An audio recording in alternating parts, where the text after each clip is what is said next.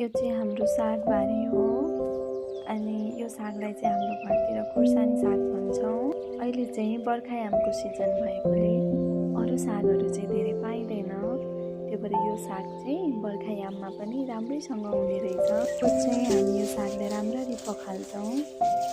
माटोहरू सबै जाने गरेर राम्रोसँग पखाल्नुपर्छ। अनि यसलाई चाहिँ हाम्रो घरतिर खुर्सानी साग भन्नुहुन्छ। राम्ररी पखालिसकेपछि सागलाई चाहिँ अब मसिनो गरी काट्नुपर्छ। अनि मलाई चक्कु यसरी नै खेलाउन सजिलो लाग्छ।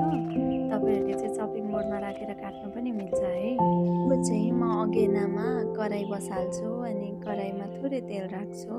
मेथी फुराउँछु अनि खुर्सानी पनि फुराउँछु तेलमा। त्यसपछि म साग राख्छु। अनि साग राखिसकेपछि यसलाई थोरै नुन राखेर बिस्तारै चलाउनुपर्छ। अनि यो सागमा खासै त्यस्तो धेरै कुराहरू केही पनि राख्नु पर्दैन। जो औँसी भएकोले मैले लसुन चाहिँ फुराइनँ सागमा। त्यसमा मैले थोरै खुर्सानीको धुलो र थोरै मसलाको धुलो राखेँ। अनि राम्ररी चलाइसकेपछि एकदमै मिठो हुन्छ यो साग। अनि धेरै बेर पकाउनु पर्दैन यो सागलाई चाहिँ एकैछिनमा नै पाक्छ साथीहरू है। अनि हजुरहरूकोतिर यो सागलाई के भन्नुहुन्छ भन्नु है।